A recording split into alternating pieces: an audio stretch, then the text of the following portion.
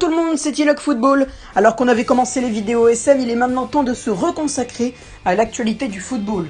Et on va principalement s'intéresser au FC Barcelone aujourd'hui, avec Quique Setién, dont l'avenir semble incertain du côté du club Blaugrana. Il est temps d'aller regarder ce que j'ai écrit justement sur le sujet. Voilà, parfait. On va aller donc regarder un petit peu ce que j'ai mis. J'ai préparé un petit développement par rapport à ça. C'est parti. Alors que le club de Barcelone vacille avec Ernesto Valverde à sa tête, la direction limoge l'entraîneur espagnol pour faire venir Quique Setién. L'ancien entraîneur de Lugo, Las Palmas ou encore Real Betis prend donc le commandement de l'équipe catalane. Mais il se heurte très vite à de mauvaises performances. Malgré une belle victoire contre Leganés pour son premier match, Quique Setién frôle l'horreur en 16e de finale de Coupe du Roi en étant bousculé par une dangereuse équipe d'Ibiza. Mené pendant 70 minutes par une formation adverse bien plus forte, Barcelone trouvera la force de revenir sur un doublé d'Antoine Griezmann. Une qualification au bout du suspense qui fera longtemps frémir les supporters Blaugrana. Mais le samedi 25 janvier, cette fois, pas de remontada. Valence terrasse Barcelone 2-0. Plus tard encore, le Barça se fera finalement éliminer de la Coupe du Roi en quart de finale contre l'Athletic Bilbao. Depuis ce jour, le Barça a tout gagné, à part un match en demi-teinte contre Naples en Ligue des Champions.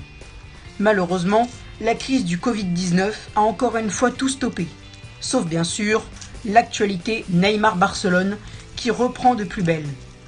Alors qu'un départ de Quique Setién serait sérieusement envisagé, un ancien du club, Xavi, pourrait bien remplacer Setién au poste d'entraîneur. Cependant, Xavi ne rejoindrait la Catalogne seulement en présence du Brésilien Neymar.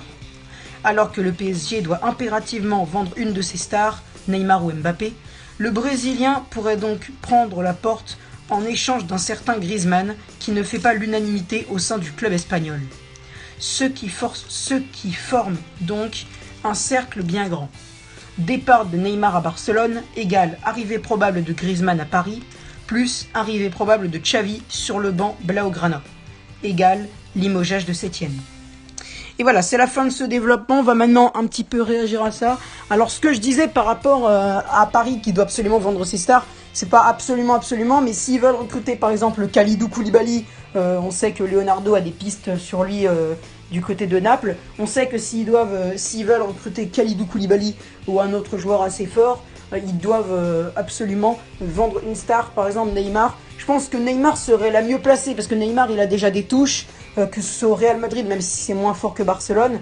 Et Barcelone, s'il le recrute, Xavi pourrait arriver, ce qui arrangerait plutôt les affaires de Barcelone parce que Quique Setién, franchement, malgré que ça se soit amélioré depuis le 6 février et l'élimination en Copa del Rey contre l'Athletic Bilbao, franchement, avant c'était vraiment horrible. Franchement, Quique Setién, entre le 19 janvier et le 6 février, il a fait des performances qui étaient vraiment pas bien.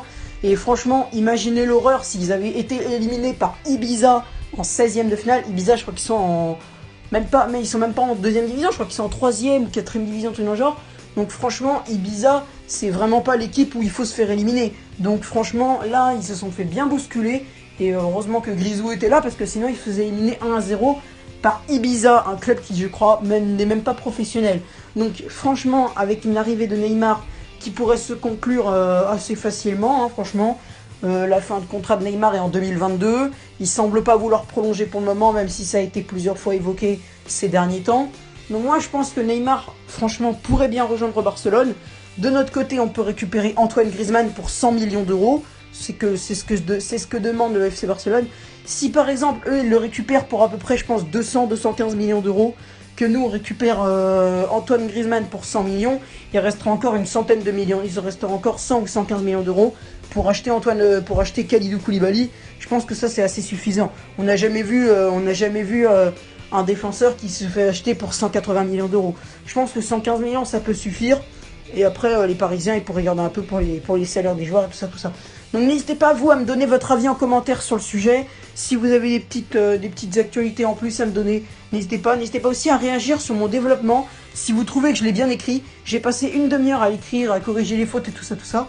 Donc n'hésitez pas à me dire ce que vous en pensez. Et bien sur ce, c'était Iloc Football. Je vous laisse et à bientôt.